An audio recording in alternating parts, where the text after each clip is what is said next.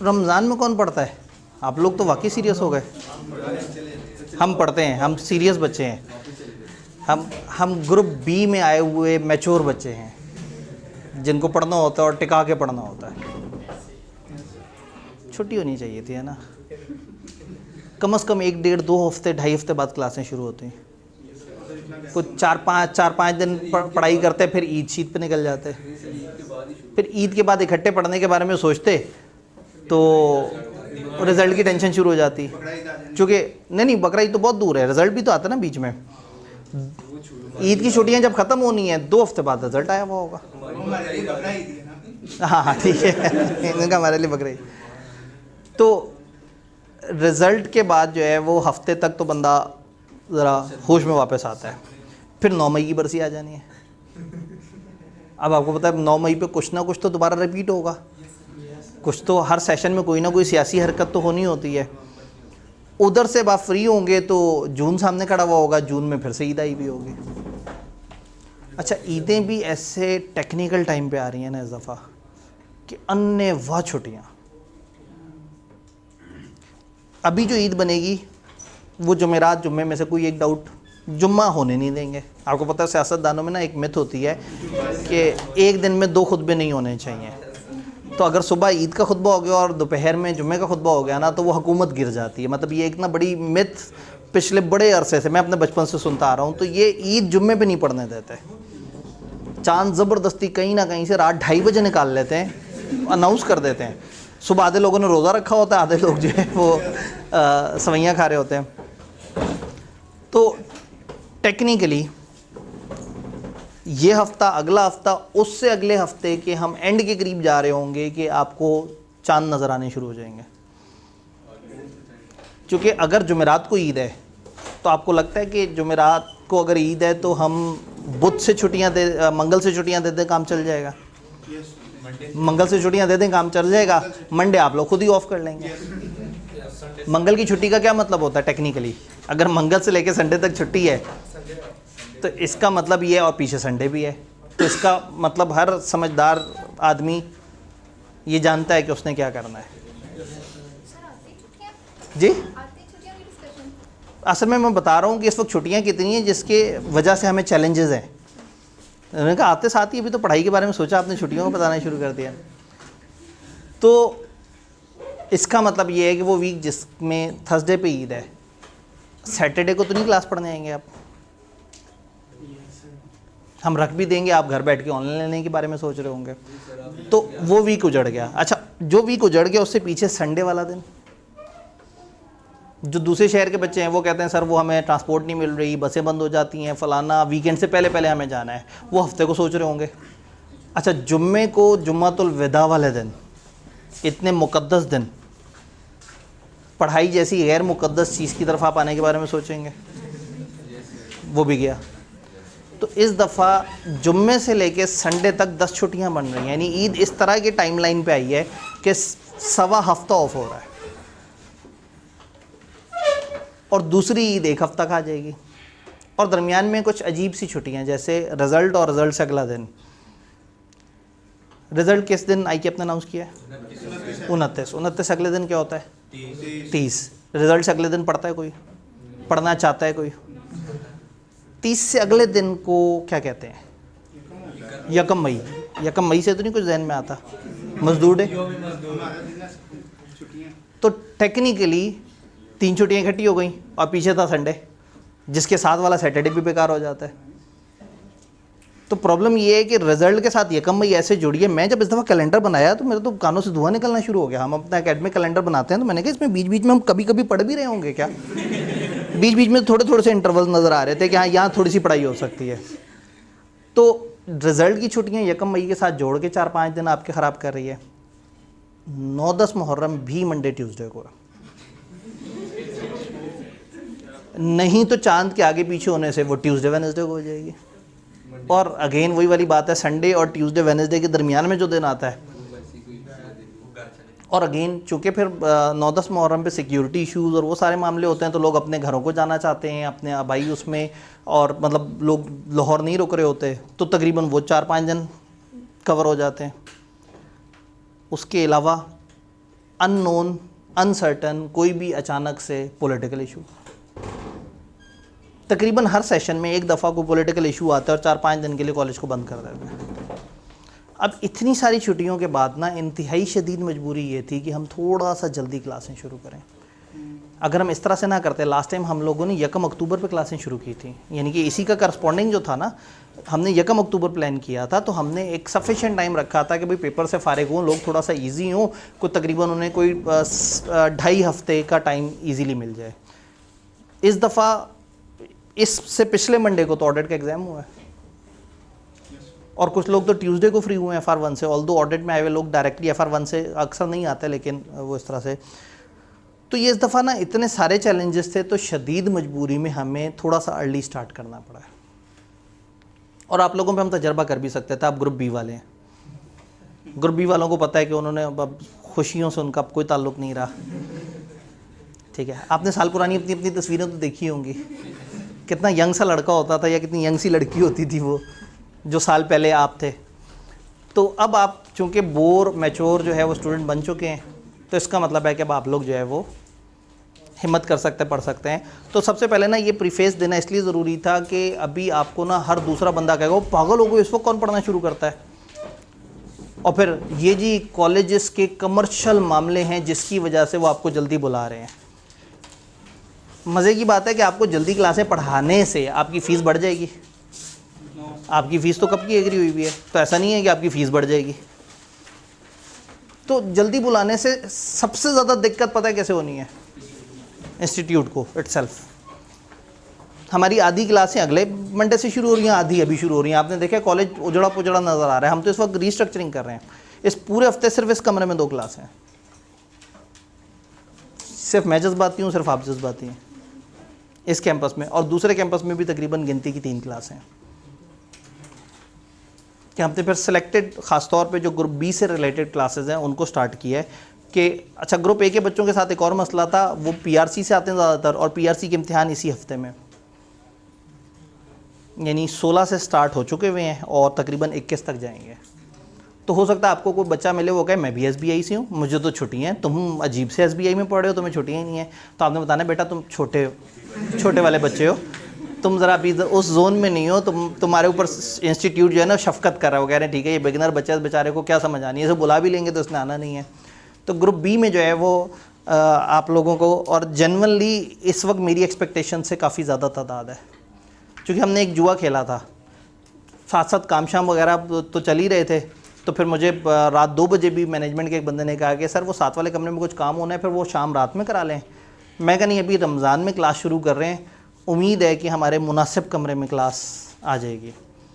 क्योंकि last time भी रमज़ान में जब हमने क्लास की थी तो एनरोल्ड बच्चों का एग्जैक्टली हाफ़ आया था पहले दिन। तो उसको जहन में रखते हुए मैंने हिम्मत खींची और इस कमरे में क्लास रख दी, और अल्हम्दुलिल्लाह आप लोगों ने मुझे ज़्यादा मायूस नहीं किया, लेकिन मुझे कम मायूस भी नहीं किया। मैं सीलो की क्लास में कह रहा था कि मैं एक्सपेक्ट कर रहा था 3-4 बच्चे होंगे, चूँकि वो ज़रा छोटा सब्जेक्ट है। ऑडिट में मैं एक्सपेक्ट कर रहा था कि बच्चे होंगे कोई 12 से 15, लेकिन अल्हम्दुलिल्लाह इतनी तो ख़वातीन ही हो गई। तो अल्हम्दुलिल्लाह आप लोग सीरियस हैं, या सिर्फ ये देखने आए हैं कि हो सकता है सर को तरस आ जाए और पहले ही दिन छुट्टियां अनाउंस कर दें। इस दफ़ा ना किसी भी टाइम पे ये नहीं कहना सर छुट्टी दे दें, क्योंकि इस दफ़ा आपको किस्मत की तरफ से इतनी छुट्टियां मिल रही हैं। ये हमारा सबसे मुश्किल, मतलब मैं जब से पढ़ा रहा हूँ ना उससे लेके पूरे टेन्योर में मैंने अभी तक सबसे जो ट्रिकी सेशन देखा है वो ये वाला है। सबसे ज़्यादा इतनी छुट्टियां कभी इकट्ठी नहीं होती। 9-10 मुहर्रम थोड़ा सा आगे गया हुआ होता था, या इधर ईद थोड़ी सी पीछे गई हुई होती थी। अब ये सारा टाइमलाइन ऐसे आ गए हैं कि ठा करके छुट्टियाँ ही छुट्टियाँ बीच बीच में आ रही हैं। और रही सही कसर उन्होंने रिज़ल्ट जो है वो 1 मई के पास अनाउंस करके कर दिया। तो ये अब थोड़े से इस सेशन के चैलेंजेस हैं, लेकिन आई बिलीव कि आप लोग इन चैलेंजेस में साथ चलेंगे। तो सबसे पहले तो ये प्रीफेस था कि आपने घबराना नहीं है, ठीक है। ऑडिट के बारे में क्या सुना है? मुश्किल सब्जेक्ट है, शुक्र है कहीं तो मुश्किल सुना ना। मैं बीलो में पूछता हूँ आप भी क्या सुना है? सर बहुत आसान है। सर ये तो खुद से भी हो जाता है। भाई तो मतलब फिर पढ़ने क्यों आए हो, मतलब मेरी भी तो ज़रूरत महसूस करो ना। तो बीलो जी बड़ा आसान सा है जी, सीलो भी बड़ा आसान है। MFA में सर मैनेजरियल तो एम शुगल मुगल में हो जाता है। तो शुक्र है कहीं तो एक ऐसा सब्जेक्ट है जिससे लोगों को डर लगता है। ऑल्दो हमें डराना बड़ा बुरा लगता है, ऑडिट को पढ़ाने के दो तरीके हैं। एक तरीका ये है कि आपको पहले दिन से इतना डराएं कि आप कहें यार ये टीचर ही पास कराएगा, मेरे से तो नहीं होने वाला। और एक हमारा तरीका है जो जिस तरह से पहले करते आ रहे हैं कि आप लोगों को इस काबिल कर दिया जाए, इतना इक्विप कर दें कि आप पेपर देख के कहेंगे ठीक है ये तो well with in that limit है जिस तरह से हमें पढ़ाया गया था।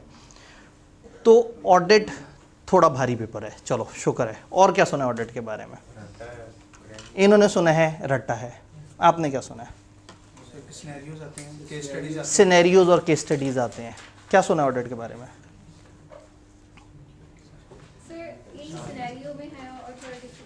सिनेरियो है और थोड़ा सा डिफिकल्ट है। क्या सुना ऑडिट के बारे में? टफ है। वो वाले भाई कॉर्नर पे क्या सुना है? डिफिकल्ट है, ट्रिकी है जी, पास नहीं होता। 100% पेपर करके भी नहीं पता होता कि क्या करके आए हैं जी। क्या सुना है? पेपर मुश्किल आता है। आपने क्या सुना है? अंडरस्टैंडिंग में मुश्किल हो रही होती है। आप कुछ मजीद कह रहे थे कि कई ऐसे बच्चे मिलते हैं जो कहते हैं कि पेपर आसान है, हमारा अच्छा नहीं हुआ। कुछ ऐसे बच्चे मिलते हैं जो कहते हैं पेपर समझ नहीं आया, और कुछ ऐसे मिलते हैं जो कहते हैं पेपर तो समझ आ गया था हमारा, फिर भी अच्छा नहीं हुआ। इसका मतलब है कि स्टेप बाय स्टेप कुछ इश्यूज़ हैं। समझने का मसला है, याद करने का मसला है, और शायद सबसे ज़्यादा बढ़ के है पेपर पे लिखने का मसला।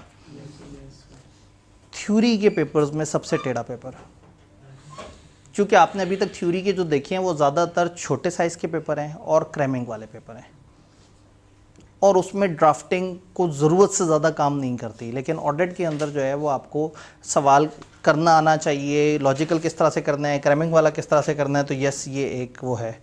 और कोई ख़तरनाक बात ऑडिट के बारे में सुनी हो? फर्स्ट अटेम्प्ट में नहीं होता। फर्स्ट अटेम्प्ट में नहीं होता, बड़ी ख़तरनाक मैथ है। अक्सर लोग ये कहते हैं कि ऑडिट साल में होता है, तो इसे पहले से पढ़ देना शुरू कर देना चाहिए, क्योंकि होना तो इसने साल में ही है। पहली दफ़ा बंदा अटेम्प्ट ना दे अगली दफ़ा।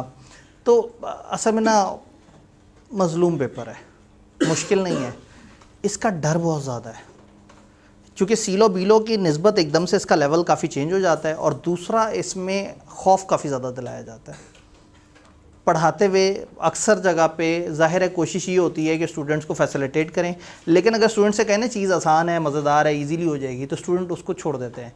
बीलो सीलो में अगर आप उसे आसान समझ के थोड़ा कम टाइम भी देना तो गुजारा कुछ ना कुछ चल जाता है, बट ऑडिट के साथ वो गुजारा नहीं हो सकता। तो थोड़ा सा देखते हैं हमारा ओरिएंटेशन में क्या है, थोड़ा सा बुक्स पे बात करेंगे, इश्यूज़ क्या हैं, पेपर का पैटर्न क्या है, syllabus outline, past paper analysis, main issues audit के साथ क्या हैं। अगर आप लोगों की सारी बातों को सम अप करूं और अपने कुछ फ्लेवर्स ऐड करूं इसमें, तो सबसे बड़ा प्रॉब्लम है यहाँ अंडरस्टैंडिंग। ये पेपर खुद से रटा नहीं लगाया जा सकता। बीलो सीलो में दर्जनों नहीं सैकड़ों ऐसे स्टूडेंट्स हैं जो सेल्फ पे पढ़ के पास कर लेते हैं। किताबें उठाते हैं, रटा मारते हैं, सवाल देखते हैं, कुछ ना कुछ समझ आ जाती है। ऑडिट इस तरह से नहीं होता। ऑडिट बगैर क्लासेस लिए बहुत मुश्किल हो जाता है। हो सकता है कि आपको ऐसे चैंपियन मिले जिसने बहुत अच्छे तरीके से को 15 तरह की किताबें खंगाली हों और उसके बाद उसने ऑडिट बगैर पढ़े पास कर लिया हो, लेकिन यहाँ अंडरस्टैंडिंग सबसे बड़ा मसला है। समझ आएगा तो बात बनेगी, समझ नहीं आएगा तो बात नहीं बनेगी।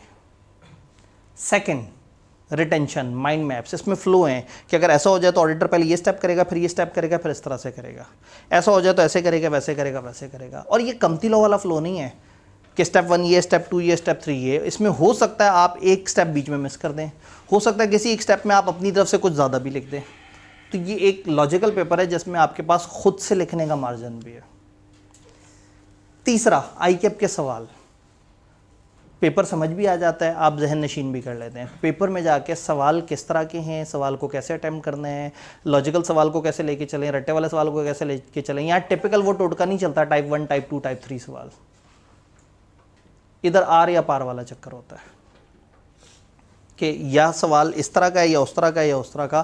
तो तकरीबन सेशन के बीच में 6-8 तरह के अलग अलग तरह के सवाल मैं आपको दिखा के और उनके अलग अलग तरीके से इंशाल्लाह प्रैक्टिस करा रहूँगा। तो इसमें ICAP के सवाल जो है ना वो वैसे नहीं है जिस तरह से एक स्टैंडर्ड पैटर्न पे आते थे। राइटिंग इश्यूज़, थ्योरी के पेपर में आप बहुत ज़्यादा प्रैक्टिस लिखने की नहीं करते थे, ठीक है, ये थे समझ आ रहा है। Yes sir. अब लिखने की प्रैक्टिस करनी है, बगैर उसके गुजारा नहीं है। क्योंकि यहाँ पेपर में आपको सबसे बड़ा प्रॉब्लम आता है लिखने का। अकाउंटिंग और थ्योरी में सबसे बड़ा प्रॉब्लम ही जो गैप है ना, वो लिखाई का है। मैं तजर्बा करना चाहूँगा, बीलो के साथ आप लोगों ने FR1 पढ़ा, ऐसे ही है? जब आपने बीलो पढ़ा तो आपने FR1 पढ़ा। अच्छा, जब आप लोगों ने, कुछ लोगों ने FR2 के साथ सीलो भी पढ़ा होगा, या सीलो के साथ CMA पढ़ा होगा, कुछ ना कुछ इस तरह के कम्बिनेशन बने होंगे। FR1 के कोई से 5-6 मशहूर टॉपिक्स बताते हैं। IS 16, थोड़ा सा ना इसको, IS 16 जी, सेवन 40 36 33 EPS 23 बोरविंग, चले मतलब बहुत सारे होंगे, नॉट फॉर प्रॉफिट, फलाना फलाना। थोड़ा सा एक ट्राई करते हैं। IS 16, मैं अपना बहुत रैंडम सैंपल लेने लगा हूँ। अगर किसी को लगे कि 22 सैंपल है तो वो खुद अपना हाथ खड़ा कर देगा, सर मैं एक रैंडम सैंपल हूँ। इतने सारे लोग, सारे तो नहीं मेरी पसंद के हो सकते, तो कहीं ना कहीं तो रैंडम होंगे। ये फेसबुक थोड़ी है कि हम इतने फेक अकाउंट बनाएं और सारे एक ही जवाब दे रहे हो। ये तो असल ज़िंदगी है ना, यहाँ तो फनकारी नहीं चलती। IS 16 आपने कितने सवाल किए थे लिख के प्रैक्टिस करते हुए? अच्छा, अब आपने जो प्रैक्टिस बतानी है ना, क्लास के दौरान, घर जाके, रिवीजन के टाइम, पास पेपर्स, ये सब मिला के आपने IS 16 के कितने सवाल हाथ से किए होंगे? जी जी, 25 के करीब कितने सवाल किए होंगे? इनका सेशन शुरू ही जनवरी में किया। एनॉमली, मतलब ऑडिट में ना इस सैंपल को एनॉमली कहते हैं, जो बाकियों से थोड़ा सा डिफरेंट हो, तो इन्होंने सेशन ही जनवरी में स्टार्ट किया, तो ये रेलेवेंट हो गए। हाँ जी, कितने सवाल लिख के किए? 20 to 25 कितने सवाल लिख के किए? सर जो करवाते थे क्लास में वो भी, और जो होमवर्क देते थे वो भी, और बाद में जो पास पेपर है वो भी, तो काउंटिंग नहीं होता। रफ, हम कौन सा को बहुत एक्यूरेट बात कर रहे हैं? अप्रॉक्सीमेटली 50 to 60 डिफरेंट तरह के। असल में अगर आप लोग भी ध्यान से काउंटिंग करें ना, तो शायद आप लोग भी 40 प्लस से कम नहीं पहुंचेंगे। क्योंकि अगर एक सवाल अगर आपने दूसरी दफ़ा भी किया है तो किया तो है ना।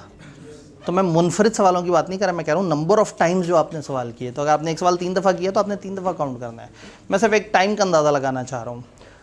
हाँ जी, ये इधर कितने सवाल हाथ से किए? 40 प्लस कितने सवाल किए? 30-40 कितने सवाल किए? 40 के करीब, वो सबसे एंड पे भाई 30 के करीब। एवरेज क्या निकालूं? 20 अच्छा, ये कौन सी एवरेज है जो 20 पे आ रही है? कुछ लोग 20 से 25 कह रहे हैं, कुछ 30 कह रहे हैं, कुछ 40 कह रहे हैं, कुछ 50। तो मैं जब एवरेज पूछा तो ये 20 वाला, खुदा का खौफ करो ज़ालिमो, ऐसे नहीं एवरेज निकलती होती। चले, मैं बहुत लोअर साइड पर रखता हूँ, 25। चलो, बोरविंग कॉस्ट के तो आपने कम किए होंगे, इसके तो 3-4 से काम चल गया होगा। 6-7 किए होंगे, फिर प्रैक्टिस करते हुए किए होंगे, फिर रिवीजन के वक्त किए होंगे। 25 से कम इसके भी कहाँ किए होंगे? मतलब मैं उस सारी फ्रीक्वेंसी की भी बात कर रहा हूँ ना। एवरेज 15 है। तो फाइनल अकाउंट तो नहीं होता ना FR1 में? ठीक है, वो FR2 में फिर चलो उसको इग्नोर करते हैं। FR1 में टोटल टॉपिक्स कितने हैं? 12-13। हम लोअर साइड पे रहते हैं, ज़रा हमारा एस्टीमेट छोटे से छोटा निकले। 12 टॉपिक सोचते हैं, और कहीं आपकी एवरेज 30 आ रही है, 35 आ रही है, 25 आ रही है, सारा कुछ है, 20 की एवरेज लगा लें। तो आपने 240 सवाल किए, और एक सवाल 5 मिनट में होता है, 10 मिनट में। पहली दफ़ा 1.25 घंटा, 1 घंटा, 50 मिनट। चलते चलते चलते जब आप बहुत प्रो हो जाते हैं, एक सवाल आप कहते हैं IS 16 का सवाल है, मैं फड़कू के रख दूंगा, तो उस वक्त आप 2-3 मिनट में कर लेते हैं। उस वक्त 15 मिनट तक, 20 मिनट तक चले जाते हैं। तो अगर आप बहुत प्रो होके 15-20 से 25 मिनट तक पहुंच रहे हैं, और जब हल्के हैं तो 1 घंटे, 1.25 घंटे पे आ रहे हैं, तो औसत एवरेज क्या निकलेगी? 33, 45, 40, तो हम क्या करें जी? 35, 40, 45 क्या एवरेज लिखूं? 35 मुनासिब एवरेज है, मुनासिब एवरेज है। 35 मिनट्स। कैलकुलेटर तो आप लोगों के पास होता ही है, ज़रा देखें तो सही जी। 8400 मिनट्स। अब इसे डिवाइड करते हैं ज़रा 12 पे, सॉरी 60 पे। 140 आवर्स की तो आपकी प्रैक्टिस है। इनका 140 आवर्स की प्रैक्टिस है, 240 घंटे की हमारी क्लासें हुई थी। अच्छा, बी लोगों को मशहूर टॉपिक बताते हैं, पार्टनरशिप, कॉन्ट्रैक्ट, नेगोशिएबल। पार्टनरशिप के सैंपल तकरीबन वही रखते हैं। कितने सवाल लिख के किए थे पास पेपर्स के? उन्होंने कहा सर अजीब सी बात कर दी आपने। हाँ जी, कितने सवाल लिख के किए थे पार्टनरशिप के? 2-3 लिख के किए थे। कितने सवाल पार्टनरशिप के लिख के किए थे? 5-6। कितने सवाल लिख के किए थे? 2-3। अच्छा, IAS 23 में से सवाल आए या ना आए, पार्टनरशिप में से सवाल लाजमी आता है, ये तय है। बीलो में पार्टनरशिप में से कम 10 नंबर और ज़्यादा से ज़्यादा 14-15 नंबर का सवाल आ जाता है। और मैंने पूरे पार्टनरशिप टॉपिक जिसमें 3 चैप्टर्स हैं उसके बारे में पूछा है। सैंपल बदलते हैं, शायद किसी ने बहुत ज़्यादा प्रैक्टिस की हो। जी, ये चौथी रो में जो ब्लू शर्ट वाले भाई, जी जी 2-3। हाँ जी, इस दफ़ा तो उन्हें सोचना भी नहीं पड़ा। उस वक्त तो उन्होंने सोचा हाँ याद करती हूँ ऐसे करके, अच्छा इतना किया है कि याद भी नहीं आ रहा, तो मैंने कहा चलें रफ एवरेज देते हैं। तो इधर तो इतना नहीं किया कि फ़ौरन से याद है कि कुछ नहीं किया। सर क्या नज़र से गुजारने को प्रैक्टिस कहते हैं? नज़र से तो आप आइए 16 के जितने मर्जी सवाल गुजार लें, लेकिन आपने जो मुझे इस वक्त बताया है वो नज़र से गुजरे हुए सवाल तो नहीं ना बताए। तो बी लॉ के मशहूर तरीन टॉपिक के अंदर या वन ऑफ मोस्ट मशहूर टॉपिक, आपने 2 से 3 सवाल की एवरेज निकली। टेस्ट वगैरह सारे दिए थे ना सर जी? इन्होंने कहा जी टेस्ट वगैरह सारे दिए थे। अभी अगर मैंने ये पूछना शुरू कर दिया कि टेस्ट कितने लोग दे रहे होते हैं, लास्ट टाइम मुझे याद है कि एक 220 एनरोल्ड बच्चों वाले बैच में 40 बच्चे टेस्ट देने आए थे, तीसरे टेस्ट पे 40 थे। तो अभी तो कहानी बहुत आगे तक जानी थी। तो समझ आ रहा है बी लॉ के साथ आप क्या कर रहे हैं? बी लॉ की लिख के प्रैक्टिस नहीं कर रहे, तो सी लॉ की भी लिख के प्रैक्टिस नहीं कर रहे। तो ऑडिट में भी यही इशू आता है कि आपका एक टेंडेंसी बनी हुई होती है कि न्यूमेरिकल लिख के करने हैं, थ्योरी तो बस देख लेते हैं तो जहन में रह जाती है, जिसकी वजह से इशू आएगा। इन सारे पेपर्स में सबसे ज़्यादा राइटिंग जहाँ काउंट करती है थ्योरी वालों में, वो ऑडिट है। ऑडिट में वो मजाक नहीं चलेगा कि आधे रट्टे वाले सवाल मिल जाएंगे तो वहाँ रट्टा चल जाएगा, कुछ जगह हम थोड़ी टूटी बज्जी इंग्लिश लिखेंगे काम चल जाएगा। यहाँ आपको अच्छी इंग्लिश चाहिए, तो यहाँ राइटिंग एक बड़ा इशू है। एक स्टेप आगे चलते हैं, chapter by chapter approach. Problem ये है कि स्टूडेंट हर चैप्टर को गट्टा मारना शुरू कर देता है, फिर दोस्त कहते हैं उन्हें नहीं ऑडिट लॉजिकल पेपर है, फिर वो हर चैप्टर को लॉजिकली समझना शुरू कर देता है, फिर दोस्त कहते हैं नहीं हर चैप्टर नहीं, कुछ जगह से सीधे सवाल भी आते हैं। तो एक प्रॉब्लम ये है कि हर चैप्टर की अप्रोच डिफरेंट है। एक पूरे सब्जेक्ट की अप्रोच होती है, इसमें सब्जेक्ट की अप्रोच नहीं है, हर टॉपिक या हर थीम की अपनी एक अलग अप्रोच है। और फिर ऑडिट के आसपास क्या है? Cost, R2, MFA। कुछ पीछे से कनेक्ट करते आ रहे हैं तो कॉस्ट लेके आ रहे होंगे, जो आगे ग्रुप बी में आके कनेक्ट करेंगे वो FR2 MFA के साथ उठाएंगे। और जब बीलो के साथ FR1 मिला था तो तवज्जो किसे मिली थी? R1 को। तो R2 जो R1 से सीनियर पेपर है, MFA अगेन, और कॉस्ट आपको पता है कि ICAP का जो मार्जिन चल पड़ा है कि वो कॉस्ट को मज़ीद से मज़ीद मैच्योर पेपर बनाते जा रहे हैं, सबसे सीनियर पेपर बनाने के चक्कर में। ये बीच में को 2-3 अटैम्प्ट का धोखा उन्होंने किया था। पहले कॉस्ट पहले भी सीनियर पेपर होता था, ये कैफ 8 होता था, आगे जाके कुछ अरसे के लिए इधर लेके आए, 2-3 पेपर आसान थी, उसके बाद दोबारा से अपनी उसी रविश पे आ गए। तो ये 3 पड़ोसियों की मौजूदगी में ऑडिट मुश्किल नहीं, मजलूम पेपर है। क्यों मजलूम है? आप जैसे बेरहम लोग FR1 की मोहब्बत में बी लॉ के साथ जो करते हैं, अच्छा, बीलो पास होने से आधा पेपर पास होता होगा और FR1 से एक पूरा पेपर पास हो जाता होगा। वो जो आपको आगे बढ़ने के लिए नंबर ऑफ़ पेपर्स चाहिए होते हैं, वो जो आपको डिस्क्वालिफिकेशन से बचने के लिए पेपर्स चाहिए होते हैं, वो तो सिर्फ अकाउंटिंग के पेपर्स काउंट होते हैं ना। तो अगर थ्योरी वाले काउंट भी होते हैं, सारा कुछ है, तो करते क्या आप थ्योरी के साथ? तो ऑडिट के साथ भी यही होगा। ऑडिट के साथ भारी भारी पेपर जब आते हैं तो ऑडिट को उसका वो टाइम नहीं मिलता। ऑडिट इतना मुश्किल नहीं है, ऑडिट मैच्योर ज़रूर है, बीलो सीलो की निस्बत मैच्योर है, लेकिन लोग अकाउंटिंग की तरफ इतना ज़्यादा फोकस हो चुके होते हैं कि इसको इसका ड्यू टाइम नहीं मिलता जो उसे मिलना चाहिए। तो जिस दिन आपने ऑडिट को उसका ड्यू टाइम दे दिया, बेहतरीन है। वो ड्यू टाइम कितना है? दिन में 2 घंटे आपको जहन में रखना होगा अदर दिन क्लास। ये ज़रा मैच्योर पेपर है। मैं सीलो बीलो में आपको ज़रूर 50 मिनट 1 घंटे इस तरह की बातें की हैं, लेकिन अब ये ज़रा बड़ा पेपर है। तो तैयार है? एक एक करके इसमें थोड़ा सा चीज़ों को देखते हैं। एंड पे आपके पास सवाल जवाब का मार्जिन भी होगा। पास पेपर एनालिसिस जो कि ज़ाहिर है आपको थोड़ा सा इस वक्त बारीक नज़र आ रहा होगा। मैं कैमरे वाले भाई से कहूँगा अगर आप जूम ज़्यादा कर दें कि बस मैं और ये एनालिसिस नज़र आए, मेरी भी खैर है ये एनालिसिस नज़र आ जाए। आई कैप में ना पहले एक ओल्ड स्कीम होती थी, फिर एक न्यू स्कीम आई थी। ओल्ड स्कीम में ना सिलेबस की आउटलाइन डिफरेंट थी, जिसकी वजह से इन टॉपिक्स की तरतीब थोड़ी ऊपर नीचे थी। तो हमारे लिए ज़्यादा रेलेवेंट हैं ये पिछली 5 अटैम्प्ट्स। लेकिन दी सारी अटैम्प्ट्स इसलिए हैं कि आपको ये समझ आ जाए कि सिलेबस जो मर्जी हो, आई कैप को कौन से चैप्टर ज़रा ज़्यादा पसंद है। पहली हमारी ग्रेड आती है ग्रेड ए, जो आई कैप के मुताबिक 15% से 25% वेटेज की होती है। इसमें हमारे पास चैप्टर 1, चैप्टर 2 और चैप्टर 13 ये 3 चैप्टर आते हैं। 15 से 25 नंबर की वेटेज है। एवरेज 21 आ रहा है। अगर आप पिछली 4-5 अटैम्प्ट्स देखें तो 18, 19, 20, 17, 25, इस एक को छोड़ के नॉर्मली वो 19 के आसपास है। यानी मैं कह सकता हूँ कि ये तकरीबन 20% है इन 3 चैप्टर्स में से। और उसमें से भी साफ नज़र आ रहा है कि कौन सा बहुत ज़्यादा रिपीट हो रहा है। ये देख रहे हैं, ये लाइन आइटम मोटी मोटी फिगर्स लिखी हुई हैं, ज़्यादा बातें यहाँ पे लिखी हुई हैं। चैप्टर 13 कोड ऑफ एथिक्स, और ये 11% ऐसे एरिया के अंदर जो है वो कोड ऑफ एथिक्स ही आ रहा है। वो जो हमने रफ एवरेज 21% की बनाई है उसमें 11% ऐसे एक से। और फिर चैप्टर 1 में कंपनीज एक्ट का टॉपिक है, तो अगर आप देखें तो वो बड़े ज़्यादा तवातर से रिपीट हो रहा है। आज पहले दिन ऑडिट का एक सवाल मैं आपको आउट कर दूं, पेपर में कोड ऑफ एथिक्स का सवाल लाजमी आएगा। पेपर में कोड ऑफ एथिक्स का सवाल लाजमी आएगा, 100% आएगा।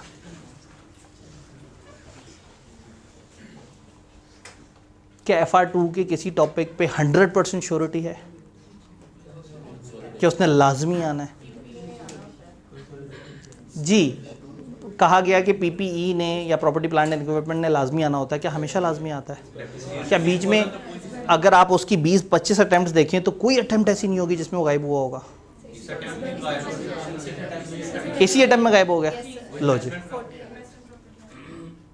तो ये कौन सा मुश्किल पेपर, कौन सा भारी पेपर? मैं आज आपको डे 1 पे बता रहा हूँ कि पेपर में कोड ऑफ एथिक्स का लाजमी सवाल आना है। एक सवाल हो गया पक्का, 11%।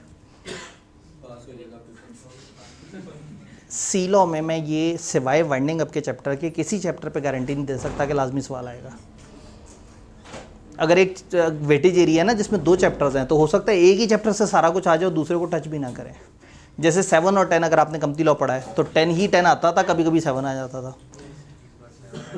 तो यहाँ अगर आप देखें तो आपको सबसे ज़्यादा जो चीज़ समझ आती है कि ऑडिट में कुछ पेट सवाल हैं जो आने ही आने हैं। एक टिपिकल पेपर 8 से 9 सवालों का होता है, जिनमें से एक सवाल हमें पता लग गया। मज़े लग गए? चलें, सेकंड हमारी आती है चैप्टर 3 और चैप्टर 4 में से सिर्फ एक टॉपिक को भी बहुत ज़्यादा उन्होंने टेस्ट नहीं किया। चैप्टर 3 में अगर आप देखें तो चैप्टर 3 को 2 टॉपिक्स में डिवाइड करें, टॉपिक से तकरीबन 8% और एक टॉपिक से 6%। तो आपको कोई ऐसी अटेम्प्ट नज़र नहीं आएगी जिसमें चैप्टर 3 टेस्ट ना हो। तो चैप्टर 3 से सवाल लाजमी आना है। हाँ, प्रोबेबिलिटी, ऑडिट रिस्क और फ्रॉड तकरीबन हम आपस में डिवाइड कर सकते हैं कि या उधर से या उधर से या दोनों से। आप ये देखिए कितनी सारी ऐसी अटेम्प्ट्स हैं जिसमें दोनों में से सवाल आया है। तो इसका मतलब है कि आधे टाइम इनमें से किसी एक में से सवाल आता है और बाकी आधे टाइम इन दोनों में से सवाल आता है। तो 100% एक्यूरेसी नहीं, लेकिन 80% एक्यूरेसी से हमें एक और टॉपिक पता लग गया। क्रैमिंग वाला भी दूसरा, जी क्रैमिंग वाला सवाल भी दूसरा। हाँ, अब सवाल ये कि क्रैमिंग का कहाँ से आता है। अभी चैप्टर बाय चैप्टर भी उस अप्रोच पे चलते हैं। एक ग्रेड सी है ओरापोरा, इसमें जो भी उन्हें कचरा मचरा मिला वो सारा उन्होंने इधर डाल दिया। तो इसमें बहुत सारे चैप्टर्स का जुमा बाजार लगा हुआ है, लेकिन देखते हैं कुछ जगह ज़रा ज़्यादा रेपिटेशन है। ये देख रहे हैं लाइन, फिर ये लाइन देख रहे हैं, चैप्टर 9 का सिर्फ एक स्टैंडर्ड है। इसी तरह से ये वाली लाइन देख रहे हैं, यहाँ मिस हुआ है और यहाँ मिस हुआ, और जहाँ मिस हुआ वो नीचे कवर हो गया। ये ग्रेड है 45 से 55 नंबर की। आई कैप ऑन एवरेज आधा पेपर यहाँ से पूछ रहा है ऑन एवरेज। इस दफ़ा अगर देखें तो 45, 50, 37 इस तरह से करके। फिर एक लास्ट ग्रेड आती है जिसको हम कहते हैं रिपोर्टिंग। उसमें एक चैप्टर है और दूसरा चैप्टर बिल्कुल छोटा सा एक चैप्टर है जो कि आई कैप को शायद भूल भी गया है कि वो हमारे सिलेबस में डाला था उन्होंने। शुरू में जब वो वाली स्कीम आई थी तो एक दो दफ़ा पूछा और उसके बाद उन्हें याद ही नहीं है। वो यहाँ ये देखें, उनके पास इतने नंबर ही नहीं है कि इस चैप्टर को एलोकेट कर सके। तो इस दफ़ा अगर आ गया तो क्या होगा। तो मैंने कब कहा कि ये चैप्टर हमने करना ही नहीं है, हम करेंगे, लेकिन ऑब्वियसली हमारी जो तवज्जो और ज़्यादा एफर्ट्स होंगी वो इधर ऊपर वाले में हो रही होंगे। चैप्टर 14 दो हिस्सों में डिवाइड हुआ है। यहाँ सवाल देख रहे हैं ये, और फिर ये दोनों लाइन आइटम जो है ना, ये 9 और 12%, ये सिर्फ चैप्टर 14 के ही है। जब इस तरह का एनालिसिस सामने आता है तो दिल करता है कि एक सॉर्टेड एनालिसिस भी हो। ये तो सिलेबस की ग्रेड के हिसाब से चैप्टर 3 को तो 2 टुकड़ों में डिवाइड कर दिया, 14 को 2 टुकड़ों में डिवाइड कर दिया, 4 का एक टॉपिक यहाँ है, एक टॉपिक यहाँ है। तो एक ऐसा जो चैप्टर वाइज एनालिसिस हो। 6 ऐसे चैप्टर्स हैं जिनको मैं 15 में से कहूँगा super important chapters. On average 68% paper, recent attempt में 67, 58, 79, 72, 78, ये इस तरह से करके। आई कैप को पूरे सिलेबस में 2 चैप्टर जो बहुत शदीद पसंद है, वो चैप्टर 3 और चैप्टर 14। इस अटेम्प्ट में 42, पीछे 40, उससे पीछे 39, उससे पहले 57, 57, 39, 39। तो तकरीबन आप देखें तो 40 नंबर के करीब मरे से मरा इन 2 चैप्टर्स में से आ रहा है। तो जब ये 2 चैप्टर करेंगे तो हमने बहुत फोकस होकर करना है, अच्छी तरह से समझना है, इसके हर एरिया को देखना है कि इसमें ऐसी क्या खास बात है कि यहाँ से सवाल ज़्यादा आ रहा है। ऑडिट में एग्जामिनर ना कॉन्सेप्ट पे चल रहा होता है, कुछ कॉन्सेप्ट्स को वो ज़्यादा टेस्ट करता है। तो कुछ कॉन्सेप्ट किसी चैप्टर में ज़्यादा होते हैं, कुछ किसी चैप्टर में कम होते हैं। अगर इसको, और नीचे फिर वही लिखा हुआ है कि ये एनालिसिस सिर्फ ट्रेंड आइडेंटिफाई करने के लिए, इसमें जो है वो इसको देख के किसी भी किस्म की सिलेक्टिव स्टडी का डिसीजन लेने वालों से इंतज़ामिया की कोई दूर तक कोई ताल्लुक़ नहीं है। तो आप लोगों ने जो करना है अपनी ज़िम्मेदारी पे करना है। अगर मैं स्टैंडर्ड्स के हिसाब से बात करूं, ऑडिट में ना स्टैंडर्ड्स, जैसे आप लोगों ने ना IS 16, 7, 40 इस तरह से, तो ऑडिट में ISS चलते हैं, हम आगे चलकर उसका भी इंट्रोडक्शन देखेंगे। तो अगर स्टैंडर्ड के हिसाब से ग्रेड बताएं तो इस वाली ग्रेड में ये 200 सीरीज़ के स्टैंडर्ड्स हैं। इस वाले में मेनली 300 सीरीज़ और एक छोटा सा ये स्टैंडर्ड है। इस ग्रेड में 700 सीरीज़ है, और इस ग्रेड में ज़्यादातर प्रोसीजर्स वाले यानी कि 500 और 600 इसमें प्रोसीजर्स दिए हुए हैं। ये अलग अलग सीरीज़ अलग अलग टॉपिक्स कहलाते हैं। तो ये जब ये एनालिसिस मैं नॉर्मल दिखाता हूँ तो ऐसे में सर उसामा जो है वो कहते हैं कि जी ये मैंने एक बड़ी प्यारी सी डायग्राम बनाई हुई है, ये भी आपकी ओरिएंटेशन में होनी चाहिए। तो ये ओरिएंटेशन में आ जाती है। इसको देख के ज़रा थोड़ी सी और इजी फील आती है, ऐसा लगता है थोड़े से टॉपिक्स हैं। ये तो चैप्टर से ज़्यादा हो गए, क्योंकि वो देखें ना, वो अकेला चैप्टर था, वो उसके जनाब स्टैंडर्ड। लेकिन ये फिर इससे स्टैंडर्ड्स की हमारे पास एक कंक्रीट लिस्ट आ जाती है कि दीज आर द स्टैंडर्ड्स। तकरीबन 22 के करीब स्टैंडर्ड्स ऐसे हैं जो हमारे सिलेबस में एप्लीकेबल है। आहिस्ता आहिस्ता खुद ही याद हो जाएगा। इन्होंने का नाम याद करना ज़रूरी है, तो मैं ये कह रहा हूँ कि आहिस्ता आहिस्ता याद हो जाएगा, क्योंकि पेपर में हम आई कैप को रोक नहीं सकते। हो सकता है वो कहे बताएं ये से 505 के मुताबिक जो हम ख़त भेजते हैं उसमें क्या होता है। तो ये ऐसे ही है जैसे पेपर में अगर FR1 का सवाल स्टैंडर्ड के नाम से आ जाए तो आपको को बहुत बुरी सी फील तो नहीं आएगी। तो कोई बात नहीं, अब वही वाली बात है ना, FR1 पहला पेपर और ऑडिट आखिरी पेपर। पहले पेपर में 12 टॉपिक्स के नाम याद करने के लिए तैयार हैं, और इधर 22 स्टैंडर्ड्स के नाम याद करने का सोच के घबराहट सी हो रही है। भाई थ्योरियों को भी टाइम देते हैं, तो थ्योरियों का भी जो है ना वो हक बनता है। बुक कौन सी फॉलो की जाए। अब इसमें आपको पता है कि हमेशा से एक स्टैंडर्ड बुक तो आई कैप की तरफ से आई हुई होती है, मौजूद होती है। आप उसको यूज़ कर रहे होते हैं। मैं क्या करता हूँ, मैं ICAP की किताब का एक थोड़ा सा समराइज़ और ऐसा जो ईजी टू रिमेंबर वर्जन है वो लेके चल रहा होता हूँ। बीलो में आपने शुरू किया होगा, फिर आपको जहन में आया होगा नहीं मैं ICAP की किताब से करूँगा, कोई 1-2 महीने तक आपने टकरे मारी होंगी, फिर आपको एहसास हुआ होगा कि हो ही जाता है, सब कुछ इधर मिल जाता है। तो जितने भी आपने तजर्बे किए हैं, अब ये 2 पेपर पढ़ने के बाद मेरा ये मानना है कि अब आपको पता लग गया है कि टीचर जो किताब देते हैं वो हमारे फ़ायदे के लिए होती है। तो स्टिल ICAP की किताब भी मौजूद है, मेरी किताब भी मौजूद है, और मुझे इस वक्त ये टेंशन ही नहीं है कि मैं आपसे कहूँ मेरी किताब अच्छी है आप ले लें, क्योंकि वो तो हमने आपको कोर्स के साथ देनी है। तो ऐसा नहीं है कि मैं कहूँ कि उसमें अच्छा लिखा हुआ है तो उससे मार्केटिंग होगी और शायद हम कुछ पैसे कमा लेंगे। हमने तो पैसे इसमें कमाते थोड़ी हैं, इसमें तो लगाते हैं। कंपैरिजन आप फ़ीस का जब करते हैं तो वो जो है वो किसी कॉलेज की फ़िज़िकल फ़ीस पकड़ के हमारा फ़िज़िकल प्लस ऑनलाइन प्लस किताबों से कंपैरिजन करके, और उसके बाद भी हम सस्ते निकलते हैं और हमें बेरहम डिक्लेयर कर देते हैं।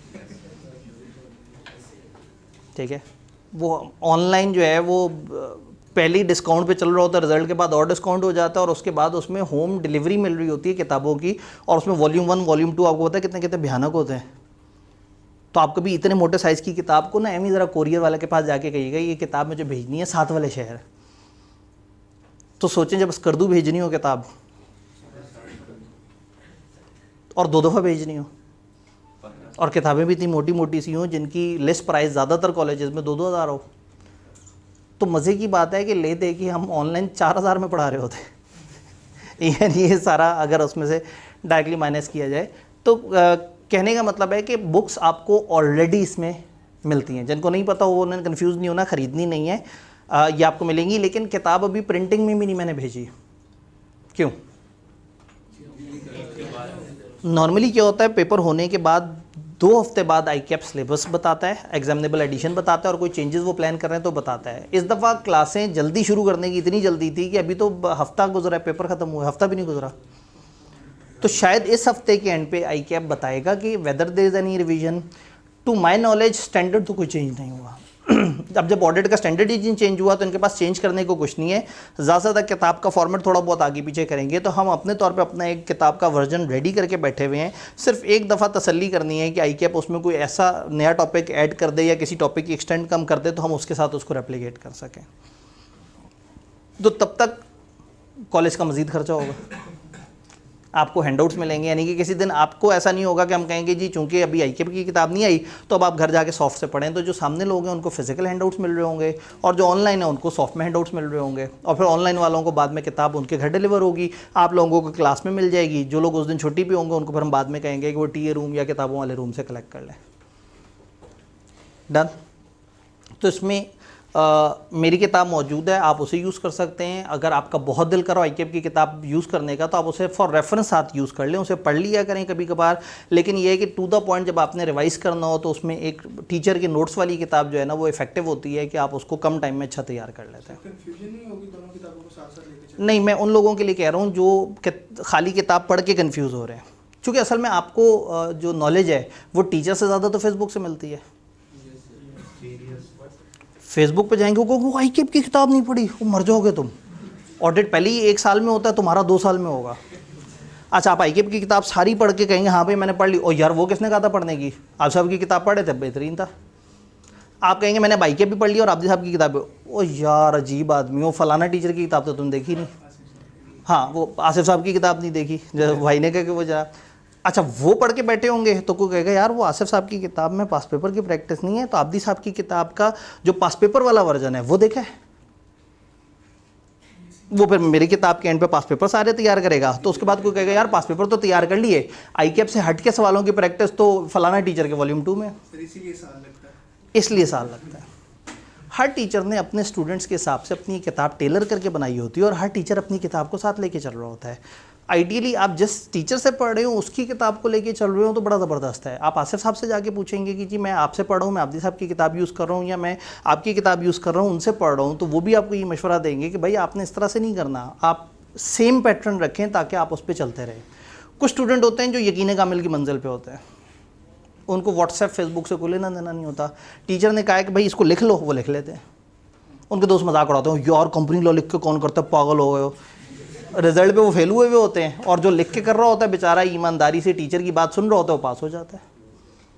तो टीचर को फॉलो कर लेना बड़ा ज़रूरी होता है। तो इसमें आप कभी कभार फेसबुक से ज़रूर गुमराह हो, परेशान हो। फेसबुक पे तो हर वक्त, फेसबुक व्हाट्सएप पे हर वक्त इन्फॉर्मेशन का इतना समंदर बह रहा होता है, वो उसमें आप बस इकट्ठे करते रहते हैं और इकट्ठे करने के बाद एंड पे आप सोचते हैं कि अच्छा पढ़ना कैसे है। तो बस डेली साथ साथ चलते रहें। देखें स्टैंडर्ड क्या होना चाहिए, आपने टॉपिक पढ़ा, टॉपिक पढ़ के समझ आना चाहिए। फिर आपने किताब देखा, किताब में वो कन्वीनियंट लग रहा, समझ आ रहा है, वो करने के बाद आपने उसके पास पेपर उठा के देखे, और अगर वो पास पेपर देख के बगैर किसी और की गाइडेंस के आपने सवाल देखा और आप जवाब तक पहुंचने की पोजीशन में, और आप जवाब देखते हैं और आप उसके बहुत करीब पहुंच गए हैं, तो इसका मतलब है कि आपको जो समझ आया है आईकैप उससे बाहर नहीं निकला। तो आईकैप का बेस्ट बेंचमार्क होता है आईकैप के अपने पास पेपर्स। तो एक टॉपिक करने के बाद अगर आईकैप के पास पेपर्स आपको समझ आ गए हैं, तो उसके बाद आप जितनी मर्जी इजाफी प्रैक्टिस भी कर लें, जो फॉरेन बॉडीज़ के सवाल होते हैं वो बड़े मज़े के बने हुए होते हैं, इतने प्यारे सवाल होते हैं कि वो फ़ौरन से सॉल्व हो जाते हैं। आईकैप ऐसे सवाल नहीं देता, आईकैप सवाल टेढ़े कर देता है। तो आप आईकैप की प्रैक्टिस तब करेंगे जब आपको आईकैप का सवाल समझ आए। तो इसलिए किताब के मामले में आपने जिस तरह से पढ़ रहे हैं, जिस पैटर्न पे पढ़ रहे हैं, उसको रिलीजियसली सही से फॉलो करते रहेंगे तो आपको मसला नहीं होगा। लेकिन जहाँ आप वो करेंगे, क्या होता है, वो शान पट्टी दिखाने की कोशिश करेंगे, जहाँ हम कहेंगे नहीं जी मैं तो ज़रा ज़्यादा से आना हूँ, मैं अपने तरीके से चलूँगा, तो फिर आप पहुँच जाएंगे फेसबुक पे एम्बेसडर्स की दुनिया में। वहाँ एक सवाल, कोई भी सवाल डाल के देख लें, मजाल है जो उसका सीधा जवाब दे दे। आप कहेंगे फॉर एग्ज़ाम्पल, आप कहें जी सी लॉ मुझे नईम बेग साहब से पढ़ना चाहिए या मिर्ज़ा मुनव्वर साहब से पढ़ना चाहिए, सवाल ये देंगे, जवाब में वहाँ क्या आ रहा होगा, कराची के फलाना टीचर सबसे बेस्ट हैं, इस्लामाबाद के फलाना टीचर तो इन सब के दादा हैं, उन्होंने इन सबको पढ़ाया। और भाई सवाल ये है कि इन दो में से किससे पढ़ूँ? तो भाई तुम्हें नहीं पता तो तुम खामोश रहो। लेकिन वहाँ दुनिया होती है फिर एम्बेसडर्स की, एनोनिमस ही एनोनिमस, एम्बेसडर्स ही एम्बेसडर। तो मेरे ख्याल में अब आप इतने मैच्योर हो गए हैं कि अब आपको समझ आनी शुरू हो गई है कौन कौन से ग्रुप में कौन कौन से लोगों की कौन कौन सी पोस्टें ज़्यादा आती हैं, कौन कौन से ग्रुप में कौन कौन से कॉलेजेस के कौन कौन से एम्बेसडर कितने ज़्यादा पाए जाते हैं। तो उसके बाद भी अगर आप बेवकूफ़ बन जाएंगे तो यूर ओपन, यानी कि आपको अगर कोई भी बेवकूफ़ अभी भी बना सकता है तो फिर साल लग जाएगा। यानी ऑडिट में साल लगने के पीछे रीज़न क्या है? वो यही है कि आप जो है वो हर वक्त जो है वो एक गलत से कंपैरिजन में रहते हैं। भाई एक टीचर फ़र्ज़ करें 17-18 साल से पढ़ा रहा है और आप वहाँ पे जो है वो जाएं तो वहाँ पता लगेगा जो 17-18 साल से पढ़ा रहा है उसका तो नाम लेने वाला है ही कोई नहीं, क्योंकि उसका कोई पैसों वाला बंदा ही नहीं जो जाके पोस्टें करे। और एक टीचर जिसने 6 महीने पहले ज़िंदगी में पहली दफ़ा पढ़ाया है तो आपको नज़र आएगा कि बस यही टीचर तो सबको पढ़ाता है। समटाइम ऐसा होता है कि एक टीचर ने अभी तक एक क्लास भी नहीं पढ़ाई होती और फेसबुक की रिकमेंडेशन में वो सबसे ऊपर चल रहा होता है, क्योंकि जिसने क्लास नहीं पढ़ाई उसे एम्बेसडर्स की ज़रूरत होती है। और जो क्लासें पढ़ा के बैठे होते हैं, हज़ारों लोगों को पढ़ा के बैठे होते हैं, उन्हें टेंशन ही नहीं होती। तो अल्लाह का शुक्र है आपको हमारे तो इश्तिहार ना होने के बराबर नज़र आते हैं। हमारी बुराई फ़ौरन से अप्रूव होती है, अच्छाई कभी भी अप्रूव नहीं होगी। आप कोई भी अच्छी पोस्ट डालें रिजेक्ट होगी, बल्कि वो बच्चे किसी और ग्रुप में जाके किसी कमेंट के अंदर लिखते हैं सर मैंने वहाँ किया था वो नहीं हुआ, इस तरह। तो हम कहते हैं भाई हमारा वो वाला मजाक नहीं है। तो यानी ये पैसों वाला कि जी आप पैसे खिलाएं ग्रुपों को फिर अपनी पोस्टें करें। अल्लाह का शुक्र है काम कर रहे हैं, बच्चे पढ़ रहे हैं, बच्चे खुश हो रहे हैं, बच्चे एक दूसरे को बता रहे हैं, और ये सीना बसीना सबसे अच्छी मार्केटिंग है। जब एक एक्चुअल जीता जागता इंसान दूसरे जीते जागते इंसान को बताता है यार मैंने इस टीचर से पढ़ा है, मैं मुतमईन हूँ, बड़ा अच्छा है, तुम इधर से पढ़ लो। तो इसलिए अल्लाह का शुक्र है कि उस तरफ नहीं जाते। लेकिन मैं आपको भी एक मशवरा दूंगा, इसलिए नहीं, देखें आप क्लास में बैठे हैं तो आपने क्लास में एडमिशन लिया, मैं इसलिए नहीं कह रहा, मैं इसलिए कह रहा हूँ कि आप खामखा हर वक्त ओपिनियन शॉपिंग करते रहेंगे। एंड ऑफ सेशन पे आपके पास तकरीबन हर सब्जेक्ट के 4-4 सेट ऑफ सवाल होंगे। जी फलाना टीचर के सवाल हैं, फलाना के सवाल हैं, फलाना के सवाल हैं, फलाना के सवाल हैं। अब सोच रहा हूँ कि मैं पढ़ना शुरू कर दूँ। तो आप जिस टीचर के पास पढ़ रहे हैं उसके साथ लेके चलते रहें। वो अपनी क्लास के सारे उन बच्चों को भी लेके चल रहा होता है जो उनको फेसबुक व्हाट्सएप से सवाल नहीं मिलते, और वो बच्चे भी पास हो रहे होते हैं, उसी में मेरिट भी आ रहा होता है। आप अभी सीलो में अभी तकरीबन साल भी नहीं गुजरा, मेरिट सर्टिफिकेट आया था। आप अभी इंटरनेट पे जाके सीलो के बारे में पूछ लें, 700 बच्चे पिछली दफ़ा फिजिकली पढ़ाए हैं, लेकिन इंटरनेट पे आपको 7 कमेंट नहीं मिलेंगे। वो एक अलग दुनिया होती है और ये हकीकी दुनिया अलग होती है। मैं पूरे सेशन में आपको बार बार ये सजेस्ट करता रहूँगा कि इस हकीकी दुनिया में रहना है। अगर अब आपने स्टूडेंट बनना है ना, ये 6 महीने आप थोड़ा सा सोशल मीडिया को कम कर दीजिएगा। माना कि मैं बड़ी मुश्किल बात कर रहा हूँ, लेकिन शायद फिर आप अपने जूनियर्स को बताएंगे कि ऑडिट 6 महीने में पास हो जाता है, साल में उसका पास होता है जो हर वक्त परेशान रहता है। डन? तो परेशान होना छोड़ दें, एक स्टेप आगे चलते हैं, चैप्टर बाय चैप्टर अप्रोच। ये सबसे मज़े की चीज़ है, ये आज आपको समझ भी नहीं आएगी क्योंकि अभी आपने सिलेबस पूरा देखा नहीं है। ये वो कंप्लीट मैप है हर चैप्टर का। मैंने 3 कैटेगरीज बना दी, नॉलेज बेस यानी कि रट्टे वाले सवाल, एप्लीकेशन बेस्ड प्योर लॉजिकल, और मिक्स का मतलब है लॉजिकल या क्रैमिंग, उनकी मिक्सिंग। तो तकरीबन ये चंद चैप्टर्स और चंद टॉपिक्स ऐसे हैं जहाँ से प्योर नॉलेज बेस्ड सवाल आता है। जैसे चैप्टर 1 है सिवाय यूनिट 3 के रट्टे वाला सवाल, और यूनिट 3 से लॉजिकल सवाल, कंपनी एक्ट वाला। ये पूरा चैप्टर क्रैमिंग है, ये पूरा चैप्टर क्रैमिंग है, ये पूरा चैप्टर क्रैमिंग है, ये चैप्टर क्रैमिंग है, ये चैप्टर, ये चैप्टर, ये चैप्टर। तकरीबन 7 ऐसे चैप्टर्स हैं आउट ऑफ 15 जो स्ट्रेट फॉरवर्ड है। अब हर चैप्टर में हमने बहुत ज़्यादा लॉजिकल नहीं सोचना। लॉजिकल कब आएगा? जब वो एक सिचुएशन देंगे। सिचुएशन कब देंगे? चंद जगह हैं कि ऑडिटर अगर एथिकली फंस जाए तो वो क्या करे, ऑडिटर एंड पे उसके सामने कोई खराबी आई तो वो रिपोर्ट में कैसे बताए। तो चंद स्पेसिफिक प्लेसेस हैं जहाँ आपको लॉजिकल सवाल की ज़रूरत पड़ती है। तो ये सेकंड कैटेगरी है जहाँ से कन्फर्म लॉजिकल सवाल है, और फिर ये थर्ड कैटेगरी है जहाँ से लॉजिकल और रट्टे की मिक्सिंग आ सकती है। तो जब भी ये राइट वाले कोई भी टॉपिक्स आएंगे तो हम इसको करने का तरीका सीखेंगे, समझेंगे, थोड़ी सी प्रैक्टिस होगी, आपके साथ प्रैक्टिस सेशंस होंगे, और फिर टेस्ट में उसको और अच्छे तरीके से इनकॉर्पोरेट कर रहे होंगे इंशाल्लाह। डन? तो बात समझ आ रही है? तो ये एक मैप है, ये आज नहीं है, मैं आपको बीच बीच में बार बार दिखाता रहूँगा कि इस तरह से है। हम अभी चैप्टर 1 से स्टार्ट करेंगे। अभी जो ये है चैप्टर 1 में एक यूनिट लॉजिकल है, तो ये पहला जो वीक है इसमें हम रट्टे वाली चीज़ देख रहे होंगे, दूसरे वीक में हम लॉजिकल, फिर चैप्टर 2 और इधर से चैप्टर 13 में एक यूनिट लॉजिकल है। तो हम लोग अपनी कहानी यहाँ से इंशाल्लाह स्टार्ट करेंगे। 1, 2 और 13 वाला जो सेगमेंट है वहाँ से स्टार्ट करेंगे, और फिर हम जंप कर जाएंगे सिलेबस के जो एंड वाले एरियाज थे, ये वाले। इसके दरमियान में 1-2 ऐसे स्ट्रेट फॉरवर्ड से चैप्टर आते हैं 11, 12 जो कभी भी हो सकते हैं। तो होता ही है कि हम हर सेशन में ना रिजल्ट के आसपास के टाइम को प्लान कर लेते हैं। रिजल्ट के करीब हम इंपॉर्टेंट टॉपिक को हाथ नहीं लगाते, क्योंकि उस टाइम पे आप लोग साउंड पर्सन की डेफिनेशन में नहीं होते। उस टाइम पे रट्टे वाली चीज़ आपको बता दें तो आप रट्टा मार लेंगे, लेकिन अगर उस टाइम पे एक लॉजिकल चीज़ बताई और आप सोच रहे हैं कि मेरा पता नहीं क्या रिजल्ट आना है। अच्छा, खुदा ना खास्ता आपका कोई भी पेपर रह जाए, ऑडिट को क्या फ़र्क पड़ता है? क्योंकि MFA और FR2 ये दोनों कहीं ना कहीं रिस्ट्रिक्शन में फंसे हुए हैं, तो ऑडिट रिस्ट्रिक्शन में नहीं फंसा हुआ।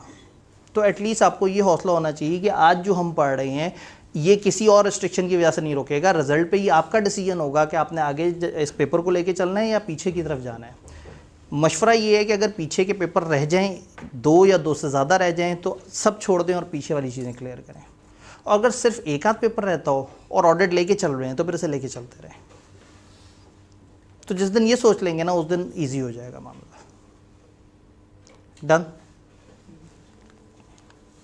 परसेंटेज क्या है क्रैमिंग वाले सवालों के लॉजिकल? जी, परसेंटेज क्या है? तकरीबन मैं कह सकता हूँ कि 40% के करीब ज़्यादा से ज़्यादा रट्टे वाले सवाल। यानी रट्टे वाले सवाल पेपर में रेंज करते हैं तकरीबन 23 नंबर से लेके, ICAP का एक पैटर्न है, पीछे 5-6 ऐसी अटैम्प्ट गुजरी हैं जिसमें एग्जैक्टली 23 नंबर का रट्टा पूछा है। इस अटैम्प्ट में भी पूरे 23 नंबर का ही स्ट्रेट फॉरवर्ड रट्टा आया। अच्छा, कुछ ऐसे सवाल हैं जो देखने में ज़रा थोड़े से टेढ़े से होते हैं लेकिन वो भी सीधे, जैसे कंपनी लॉ में भी होते थे ना, तो अगर उनको मैं मिला के देखूँ तो तकरीबन 30% से लेके 40% तक की रेंज आप जहन में रखें क्रैमिंग वालों की, और बाकी लॉजिकल। लेकिन लॉजिकल में क्या है, जैसे मैंने भी आपसे कहा कोड ऑफ एथिक्स का सवाल आना ही आना है, मैं आपको बताता हूँ, रिपोर्ट का सवाल आना ही आना है, एक्सटर्नल कन्फर्मेशन या सैम्पलिंग का सवाल आना ही आना है, सब्सीक्वेंट इवेंट या रिटर्न रिप्रेजेंटेशन में से किसी एक का सवाल आना ही आना है। तो 4 ऐसे टॉपिक हैं जो मैं आज बता दूं कि वो पेपर में आने ही आने हैं, और ये चारों वो हैं जिसमें हमें प्रैक्टिस करनी है राइटिंग में। तो यहाँ पे जो क्रैमिंग सेट के लॉजिकल है वो ऐसा नहीं है कि किसी भी चैप्टर से उठ के आ जाएगा, चंद स्पेसिफिक प्लेसेस हैं जहाँ से लॉजिकल सवाल आएगा। जब भी ऐसी कोई प्लेस आएगी तो मैं स्टेप बाय स्टेप आपको बताऊंगा सवाल को कैसे करना है, फिर हम कुछ पास्ट पेपर की उस तरह से प्रैक्टिस करेंगे, फिर टेस्ट आप लोगों से शेयर होगा, फिर उस टेस्ट की डिस्कशन होगी। तो उसका मकसद ये है, इसका मतलब ये है कि यहाँ टेस्ट सबसे ज़्यादा ज़रूरी एक्टिविटी बन गई। Done? Overall tips and techniques क्या हैं? यहाँ आपने हरगिज़ रजिस्टर मेंटेन नहीं करना है, क्योंकि वो काम यहाँ नहीं हो सकता, सिलेबस इतना छोटा नहीं है। कंपनी लॉ और बी लॉ का सिलेबस छोटा था, इसका सिलेबस उस तरह से छोटा नहीं है। तो इधर समझ सबसे इम्पॉर्टेंट बात है। अगर आप अपने अल्फाज में लिख सकते हैं तो इस स्किल को जगाएं, क्योंकि होगा ये कि आप चीज़ों को समझेंगे। कंपनी लॉ में अगर डायरेक्टर रिपोर्ट के 17 कंटेंट है ना, तो आप कोई अपनी पसंद से 18वां ऐड नहीं कर सकते और माइनस भी नहीं कर सकते। लेकिन अगर ऑडिट में एक मसले को सॉल्व करने की किताब ने 5 स्टेप्स बताए हुए हैं, तो हो सकता है आप उनके स्टेप नंबर 4 को ना लिखें और अपनी तरफ से अपनी लैंग्वेज में कुछ लिख दें, चल जाएगा। कोई भी और सब्जेक्ट आप अगर पढ़ते हैं, पूरा सेशन फर्स्ट करें, आप कैफ 1 से लेके कैफ 8 तक सबकी क्लासें लेते हैं और किसी को आप ना प्रैक्टिस करते हैं, ना घर जाके देखते हैं, ना कोई सवाल हाथ से करते हैं, और आप इन 8 के पेपर में चले जाएं, ऑडिट के अलावा कोई और समझ नहीं आएगा। लेकिन ऑडिट में आप पेपर देखेंगे, आपको आधे से ज़्यादा पेपर समझ भी आ रहा होगा और एक कॉन्फिडेंस भी होगा कि मैं इसे कर सकता हूँ। ये लॉजिकल पेपर है। इसने आपके अंदर एक स्किल जगानी है, विच इज़ ऑडिटर। आपके अंदर से एक ऑडिटर निकलेगा जो ऑडिटर की तरह सोचता होगा, जो तफ्तीशी अंदाज से सोचता होगा। तो इस पेपर में बेसिकली हम कोई लॉ रट्टा नहीं लगा रहे। सी लॉ बी लॉ में हमारा पीछे बेस पे एक लॉ होता था जिसको याद करना होता था, वही लिखना होता था। यहाँ एक अप्रोच है कि फॉर एग्जांपल मैं आपसे कहूँ कि एक ऑडिटर एंड पे बैठा हुआ है, ऑडिट रिपोर्ट देने लगा, अचानक से एक इतना बड़ा मसला आ गया, बताओ क्या होगा। तो हो सकता है ये भाई का रिस्पांस, ये भाई का रिस्पांस, ये बहन का रिस्पांस, इनका तीनों का रिस्पांस डिफरेंट हो, लेकिन तीनों को ICAP में पूरे नंबर मिल रहे हो क्योंकि तीनों ने बड़े खूबसूरत तरीके से उस सिचुएशन को डील कर लिया। तो यहाँ राइटिंग बड़ी इंपॉर्टेंट हो जाएगी। समझ आना ज़रूरी है। अगर मैं आपको दोबारा से वो इश्यूज़ दिखाऊं तो इश्यूज़ कहाँ पे हैं। सबसे पहला इशू है लोगों को समझ नहीं आया होता। जब समझ नहीं आया होता तो पेपर का सवाल किसी को नहीं पता लगना। समझ आया होता है तो जहन में नक्शा नहीं बन रहा होता, मैप्स बनाने हैं। तो इसका मतलब है यहाँ कुछ फ्लो चार्ट्स वगैरह बनाने हैं। आप पूरा रजिस्टर ना बनाएं, लेकिन हर दिन जो टॉपिक हुआ है अपने पास एक रजिस्टर पे लेक्चर के दौरान कुछ टेढ़े से वो लाइनें शाइनें लगा के कुछ ना कुछ उसका नक्शा सा बना लें, जिसको देख के आपके जहन में आ जाए कि हाँ भाई ये चीज़ें इस तरह से थी। ICAP के सवाल समझ नहीं आते इसलिए कि उसको उस तरह से नहीं देखा होता, या हम तमाम सवालों को उस तरीके से लेके चल रहे होंगे कि वो सवाल किस तरह के हैं, क्या है। साथ साथ पास पेपर्स की थ्रू आउट प्रैक्टिस हो रही होगी। 2009 से लेके, बल्कि 2000 तकरीबन, हाँ मतलब 9 की ऑटम से लेके अभी तक के सारे सवालों को हम देख रहे होंगे। कुछ रिटन प्रैक्टिस भी हो रही होगी, कुछ क्लास में भी ड्राफ्टिंग हो रही होगी और कुछ टेस्टों में भी ड्राफ्टिंग हो रही होगी। तो अब टेस्ट वाला दिन छुट्टी का दिन नहीं रहा। पक्का? नहीं तो अब आपको पता ही है, मुझे डराने की ज़रूरत ही नहीं। सी लॉ बी लॉ में ना मुझे खामखा मेहनत करनी पड़ती थी ये कहने के लिए बच्चों सब्जेक्ट इंपॉर्टेंट है, कर लो कर लो। अब इधर मैं नहीं कहूँगा, इधर आप लोग टेंशन में होंगे जी। कभी सैटरडे, कभी मंडे, और ज़रूरत पड़ने पे कभी संडे। जब आपके संडे ऑन हो ही रहे होंगे किसी ना किसी और सब्जेक्ट की वजह से, तो हम उसका फ़ायदा उठा लेंगे। लेकिन ये वीक के बीच में नहीं होगा, ये एंड ऑफ वीक में होगा या स्टार्ट ऑफ वीक में होगा। ये डिपेंड करता है। मैंने ना हर वीक का एक टारगेट रखा हुआ है। वो टारगेट मीट हो जाएगा तो हम उस तरह से कर लेंगे, टारगेट मीट नहीं होगा तो हम थोड़ा सा इधर भी कर लेंगे। डन। तो हम बात कर रहे थे अप्रोच कि ओवरऑल आपको क्या करना है। एक रफ रजिस्टर, कोई नीट रजिस्टर नहीं, राइटिंग नहीं करनी, लेकिन उसका कुछ पोर्शन ऑडिट के लिए मखसूस कर दें। होता कि आप एक जगह पे थ्योरी का लेक्चर रिकॉर्ड किया, अगला लेक्चर आ गया जी, फर्ज करें FR2 का, आपने 4 सफ़े उसके सवाल पे लगा दिए, घर जाके वहीं से प्रैक्टिस शुरू कर दी। फिर भूल ही जाता है ख़ुद को कि बीच में एक अकेला गरीब सफ़ा ऑडिट में भी लिखा था। तो चाहे एक दरमियाना सा रजिस्टर ले लें, लेकिन ऑडिट के रफ वर्किंग के लिए नहीं, तो अपने कॉस्ट के, FR2 के, MFA के रजिस्टर के एंड के कुछ पेजेस एलोकेट कर दें कि इसमें मैंने ऑडिट करना है। वहाँ उससे पीछे कोई सेपरेटर लगा दें कि इससे आगे मैंने ऑडिट की चीज़ें करनी है। ज़्यादातर क्लास में बोर्ड पे चीज़ें बनी हुई होंगी, मैं आपको दिखा रहा हूँ, आपके पास हैंडआउट्स होंगे, किताबें होंगी, आप मार्क कर सकते हैं। लेकिन अगर कुछ फ्लो बनाया है, कुछ डायग्राम बनाई है, कोई कनेक्शन बनाया है और उसको आपने अपने पास नोट कर लिया और घर जाके पहले उसे देखा और बाद में किताब को देखा, तो ज़िंदगी आसान हो जाएगी इंशाल्लाह। हर दिन आइडियली ज़्यादा से ज़्यादा जो टाइम पढ़ने का है वो 2 घंटे है। 2 से ज़्यादा पढ़ना पड़े तो मुझे आपने बताना है कि सर हमें ज़्यादा पढ़ना पड़ रहा है, तो फिर मैं ज़रा देखूंगा कि ऐसी क्या परेशानी हो रही है। लेकिन 2 से कम भी हो सकता है, बट इतना कम टाइम नहीं देना जितना बी लॉ और सी लॉ को मिलता था। कोई भी सब्जेक्ट ICAP का साथ साथ लेके चलें तो बड़े अच्छे तरीके से चलता है। बात समझ आ रही है? बी लॉ सी लॉ में अच्छा रिजल्ट आने पे मुझे कभी भी खुशी नहीं होती, क्योंकि उन पेपर्स का मिजाज ऐसा है कि जिसने थोड़ा सा भी धक्का लगा दिया उस पेपर को, वो निकल जाता है। ऑडिट में हमेशा खुशी होती है, तो ऑडिट में हम बड़े अकीदत और एहतराम से रिजल्ट कंपाइल करते हैं, तो हमारा तकरीबन औसतन जो पास रेट आता है वो 60 से 65% के दरमियान आता है। अल्लाह का शुक्र है, मैं वो वाले झूठ नहीं बोलूँगा 100% पास रेट, 90%, इतने परसेंट तो बच्चे पेपर वाले दिन ही उठ के मतलब 10-15% तो वहीं पर मायूस होकर उठ जाते हैं पेपर को देख के। तो उस तरह की बात नहीं करूँगा, लेकिन जो हक़ाइक़ है वो ये है कि 60 to 65% हमारा ऑन एवरेज पास रेट है, और ICAP का पास रेट इस पेपर में रेंजिंग फ्रॉम 20 से 35% है। मूड पे डिपेंड करता है, कभी बहुत ही नीचे हो जाता है, कभी काफ़ी ज़्यादा ऊपर, लेकिन बहुत अच्छा रिजल्ट भी उतना अच्छा नहीं होगा जितना अच्छा MFA या सीलो वगैरह का है कि अचानक से 47, 50, 55% रिजल्ट मिल जाए। और वो कॉस्ट जैसे आप डरे बैठे हैं, उसका 2 दफ़ा 55% रिजल्ट भी आया है ICAP में। उन्होंने कहा अब नीचे आ जाएगा। और ये मिथ होती थी कि ये वाली अटेम्प्ट में रिज़ल्ट आसान आता था। आपने देखे होंगे वो ट्रेंड, वो ना वो ऑटम स्प्रिंग और इस तरह से करके, तो ICAP ने सोचा कि वो रिदम भी तोड़ दिया जाए। हालांकि वो पिछली दफ़ा रिज़ल्ट अच्छा दे के वो रिदम तोड़ सकते थे, उन्होंने कहा नहीं, दोनों दफ़ा गंदा रिज़ल्ट देते हैं। खैर रिज़ल्ट इतना गंदा अभी भी एक्सपेक्टेड नहीं है कॉस्ट का। आप देखिएगा ये कोई 12-13%, 15-18% नहीं होना, ये बेहतर रिजल्ट ही होना है। उन्होंने कहा 22-23 बन जाएगा। चल, अब मैं ये नहीं कहूँगा, अल्लाह आपकी ज़बान मुबारक करे, तो चलें जो भी वो हो। तो कहानी कुछ को समझ आ रही है, पक्की बात है। इसमें वो जो एंड पे वो शुक्रिया वाली स्लाइड होती है जिसमें आपको सवाल पूछने का मौका दिया जाता है, और साथ में ईमेल एड्रेस। अच्छा, आपने ये नोट किया कि यहाँ ईमेल के साथ जो है वो यहाँ पे सर उसामा का नंबर भी दिया हुआ है। पीछे एक स्लाइड थी उसके ऊपर भी सर उसामा का नंबर दिया हुआ था। यहाँ पे हम क्या करते हैं, ऑडिट में ना मिजाज दो हैं, समझना भी होता है और फिर आपने ड्राफ्टिंग की प्रैक्टिस भी करनी होती है। एक ही टीचर से ना बच्चे अच्छे खासे आवाज़ार हो जाते हैं, तो इसलिए हमने इस कोर्स को 2 हिस्सों में डिवाइड किया हुआ है। इसमें एक ड्राफ्टिंग का एक पूरा एक सेशन होता है, हर दूसरे हफ्ते आपको ड्राफ्टिंग की एक अलग स्पेशल क्लास के साथ, जो कि ज़्यादातर सैटरडेज़ पे होगी या कभी कभी संडे पे भी। संडे, अब आप तो संडे के साथ ओके है ना, आप लोगों को मसला तो नहीं होता संडे से? ठीक है, अब तो ठीक है। तो उसमें वो ड्राफ्टिंग की क्लास में सर उसामा भी हमारे साथ इसमें बीच में इन्वॉल्व होंगे, और वो आपकी राइटिंग की प्रैक्टिस करवा रहे होंगे, आपके एक्सप्रेशन की प्रैक्टिस करवा रहे होंगे। मेरी तो राइटिंग आपने देखी हुई है, अब सोचें मैं अब राइटिंग की प्रैक्टिस कराता अच्छा नहीं लगता। उनकी आप राइटिंग देखेंगे तो राइटिंग भी खूबसूरत है, ज़रा अच्छा सा फील होगा कि हाँ भाई जो हमें प्रैक्टिस करा रहा है उसको खुद भी अच्छा लिखना आता है। तो मतलब इतनी गंदी राइटिंग वाला हो के और मैं कहूँगी जी आपने पेपर में बड़ा खूबसूरत तरीके से लिखना है, तो वो जो खुद गुड़ खाता हो वो दूसरों को गुड़ खाने से तो नहीं ना मना करता। तो इसलिए तो इसमें सर की साथ साथ हमारे इन्वॉल्वमेंट रहेगी।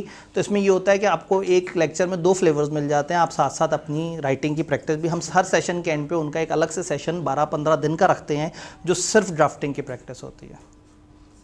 तो इसमें आपको डबल यानी कि अब एक टिकट में आपको 2 टीचर्स भी मिल गए, फ़िज़िकल, ऑनलाइन, किताबें, सब कुछ मिल गया, लेकिन कॉलेज फिर भी ज़ालिम है, कॉलेज मगरूर है। जी, कोई सवाल, कोई कन्फ्यूजन? ये एक अच्छा सवाल है। इन्होंने कहा आप ACA हैं या FCA हैं। मेरा ईमेल हैक हो गया था पिछले साल, और वो बड़े अरसे से चला आ रहा था, और बड़ा जेनेरिक था, सैयद आतिफ आब्दी @gmail। तो मुझे बड़ा खुशी होती थी कि उसमें कोई स्पेशल करैक्टर वगैरह नहीं है। तो 6-8 महीने कोशिश की कि वो रिकवर नहीं हुआ, तो फिर नया ईमेल बनाना था। अब जाहिर है वो पुराना ईमेल उस वक्त बना था, उस वक्त करैक्टर्स की ज़रूरत नहीं पड़ती थी। अब उन्होंने जो अजीब से मशवरे कि वो आतिफ आब्दी 420 @फलाना, और उसके मशवरे ही अजीब से आ रहे थे। तो फिर मैंने सोचा कि जो है ना वो करैक्टर्स लगाता हूँ। अच्छा, जिस वक्त मैंने ईमेल बनाया था मैं ACA था, और चंद महीने बाद मैं FC होने वाला था। तो मैंने कहा AC से बना लेता हूँ। फिर मैंने कहा 1 साल बाद ये फिर आउटडेटेड हो जाएगा। फिर मैंने सोचा बच्चे अपने ईमेल में भी तो FCA लिख ही लेते हैं, फ्यूचर चार्टर्ड अकाउंटेंट। तो जिसने जेनुइनली होना है, तो मतलब मैं इस साल कानूनी तौर पे FCA, एक होता है सब्सटेंस और एक होती है फॉर्म। सब्सटेंस ओवर फॉर्म का कॉन्सेप्ट पता नहीं आपको याद है नहीं, कि एक चीज़ की इकोनॉमिक रियलिटी क्या है और एक चीज़ की लीगल रियलिटी क्या है। तो इकोनॉमिक रियलिटी ये है कि मैं FC हूँ, लेकिन लीगल रियलिटी ये है कि मैं जिस वक्त क्वालिफाई हुआ था उसमें मुझे को बहुत ज़्यादा शौक नहीं था, मैं जल्दी से ICAP को जाके पैसे भरूँ और मेरी मेंबरशिप स्टार्ट हो। तो मुझे कुछ महीने बाद किसी ने कहा कि भाईजान CA करने से नाम के साथ ACA नहीं लगता, पैसे देने होते हैं, पैसे देने के बाद आप पहले रजिस्टर होंगे। तो मैं अपने सेशन में, अपने बैच में सबसे एंड पे गया था उधर रजिस्टर होने। तो मेरा वो जो काउंटर है 10 साल वाला FCA वाला जो होता है वो लेट स्टार्ट हुआ। फिर उसके बाद बीच में एक ऐसी अटैम्प्ट आई, मैंने अपनी तरफ से फ़ीस दे दी। 6-5 महीने बाद पता लगा कि वो फ़ीस प्रोसेस ही नहीं हुई थी। तो उन्होंने मेरे से पहले इजाफी फ़ीस के साथ फ़ीस भरवाई, और साथ कहा कि इजाफी फ़ीस का हरगिज़ ये मतलब नहीं है कि दरमियान में जो अरसा आपने अनरजिस्टर्ड गुजारा हम वो भी काउंट करेंगे। तो उन्होंने वो 6-7 महीने भी मेरी लाइफ में से माइनस कर दिए। तो अब मुझे खुद भी नहीं पता, मेरे ख्याल में शायद अक्टूबर में बना दें या शायद नवंबर में या शायद अगले महीने मुझे लेटर आ जाए कि आपका FC हो गया है। तो मैंने गिनना छोड़ दिया है। तो ये साल सब्सटेंस के मुताबिक मैं FC हूँ, तो इसलिए फिर मैंने ईमेल में FC लिख लिया कि चलो ये लॉन्ग लास्टिंग है, अल्लाह इसको हैक होने से बचाए।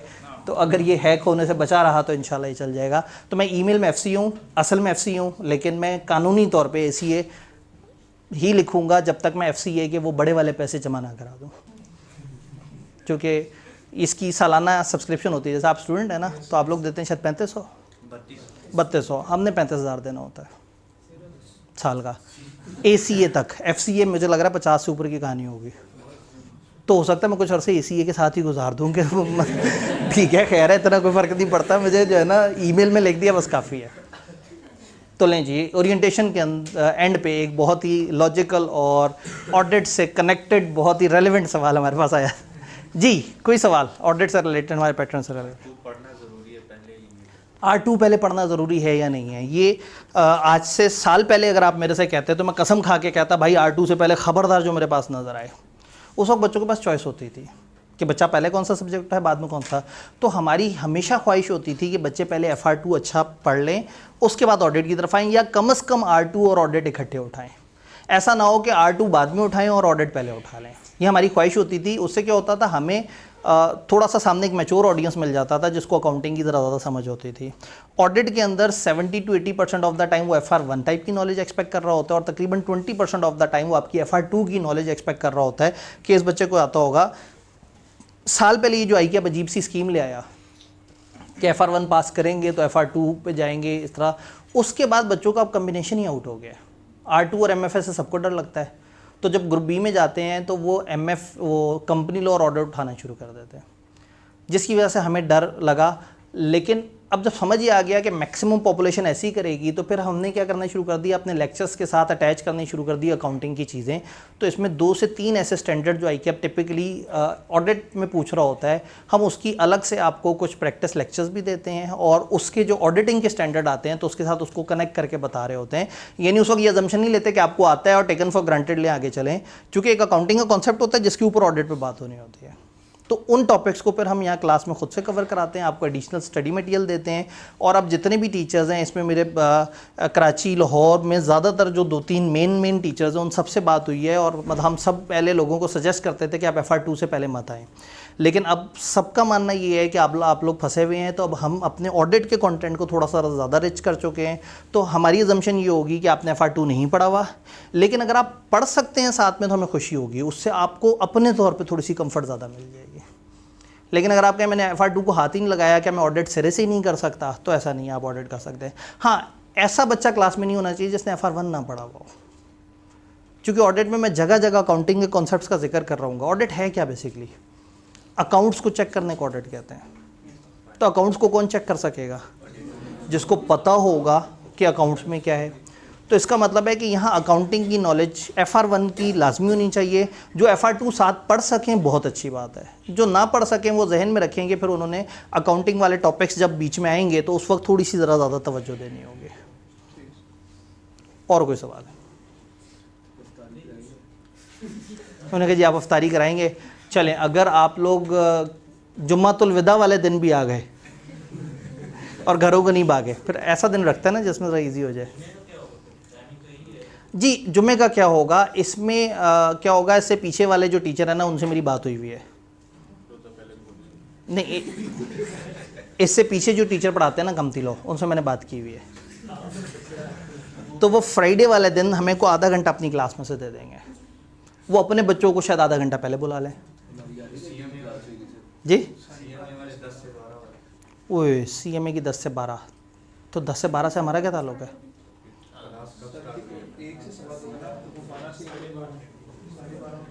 हाँ, मतलब 1 बजे से आधा घंटा पीछे जाएंगे तो हम 12 से पीछे नहीं चले जाएंगे, तो हम सेफ हैं। तो फ्राइडे वाले दिन हम कोशिश ये करेंगे कि हम 12:30 से तकरीबन 1:10 तक, उस दिन हमारा 40 मिनट का लेक्चर होगा। ठीक है। ये अब इसमें अब कंपनी लॉ वालों से जब बात होगी तो वो कंपनी लॉ वालों के अपने कुछ मामले होंगे, लेकिन वो बेचारा वैसे ही ज़रा गरीब पेपर है, तो उधर जो है ना वो अगर कम भी पढ़ लेंगे उस दिन तो कोई बहुत ज़्यादा दुख की बात नहीं है, लेकिन ऑडिट में जो है ना वो कम पढ़ना वो ज़रा दुख की बात है। और कोई सवाल? जी, उन्होंने कहा अफ्तारी की बात चल रही थी। असल में अब आप लोग इतने सीनियर हो गए हैं कि मेरा नहीं ख्याल कि अब आप ये वाली बातें जो है ना, नहीं, जितने सीनियर हो रहे हैं उतने गरीब जितने सीनियर हो रहे हैं उतने गरीब हो रहे हैं। गुर्बत दिल में होती है असल में ना, आप दिल से गरीब हो रहे हैं, असल में आप असल में अमीर आदमी हैं। आप तो दिल से भी है। ओए होए क्या कह दिया। तो ठीक है, फिर हम कुछ ख़ास तारीखी दिनों पे वो कर लेंगे ना ट्रीट, जैसे सेशन का आखिरी दिन, इस बहाने कम से कम उस दिन कुछ लोग आ जाते हैं। ठीक है, सेशन का आखिरी दिन, रिजल्ट्स अगले दिन अगर आप ज़रूरत से ज़्यादा डीमोटिवेटेड बैठे हुए हैं तो उस दिन कोई जूस शूस टाइप का कर लिया।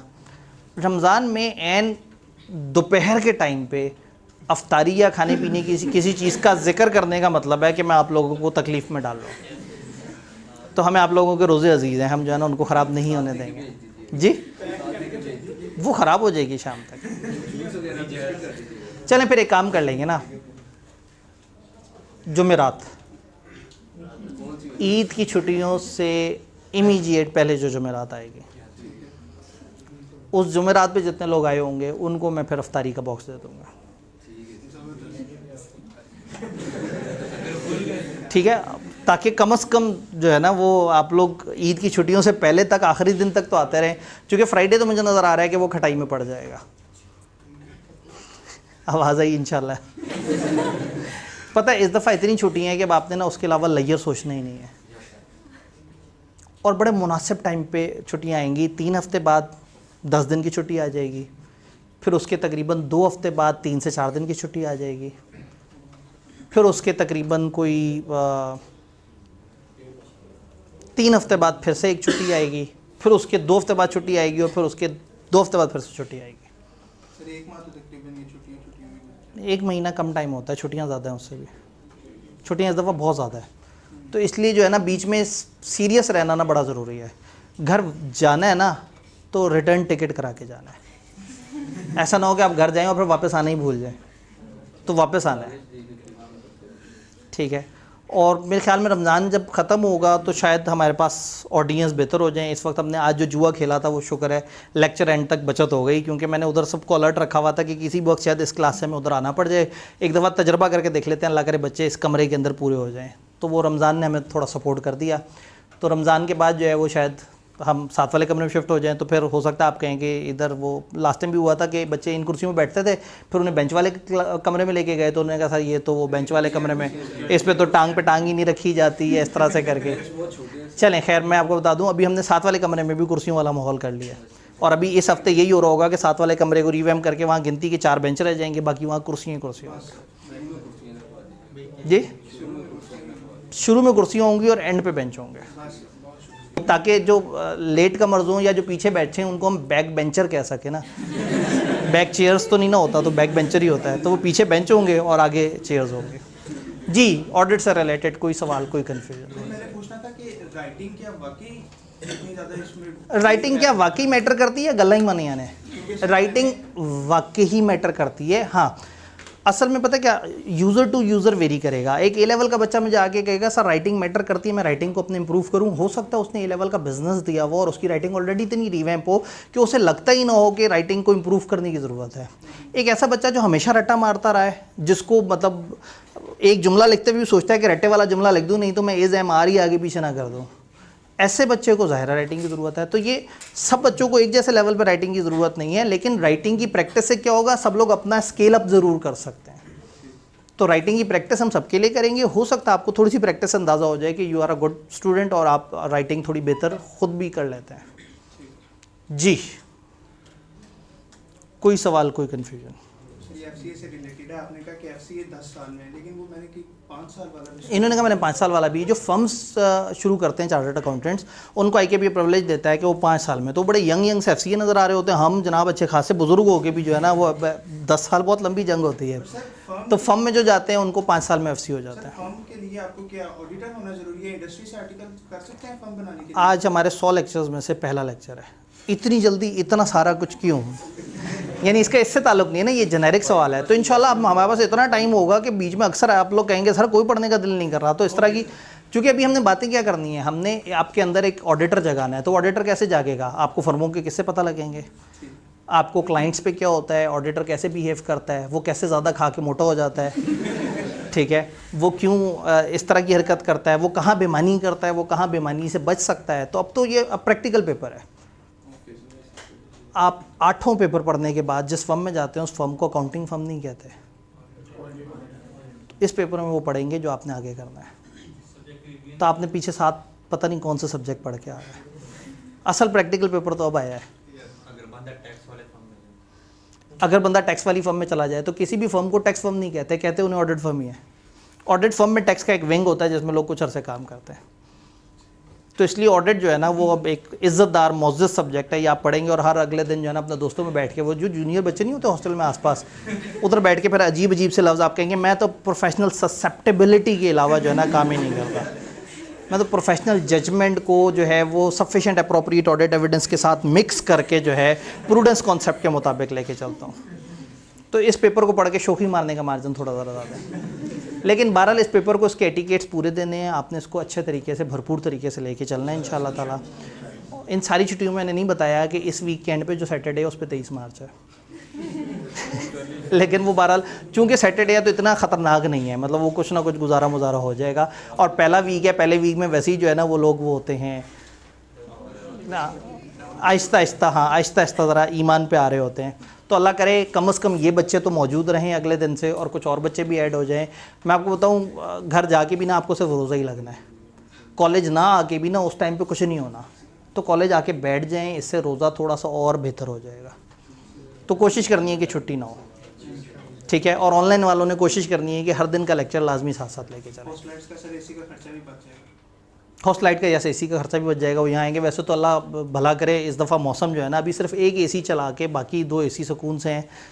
अल्लाह करे अचानक से यालाबारी हो जाए तो 1.5-2 महीने बगैर एसीयों के बड़े जो है ना अच्छे तरीके से गुजर जाए। तो इस दफ़ा बड़ा अजीब सा मार्च है कि इसमें इस वक्त भी कंफर्टेबल वेदर है, ठीक है जी। तो इंशाल्लाह ताला मिलते हैं। अपना बहुत बहुत ख्याल रखिएगा। रमज़ान में कोशिश करूँगा कि आपको टाइम से थोड़ा सा पहले छोड़ दिया करूँ, लेकिन अगर टॉपिक इजाज़त नहीं देगा तो हम पूरे ही 1.25 घंटे का लेक्चर करें इंशाल्लाह।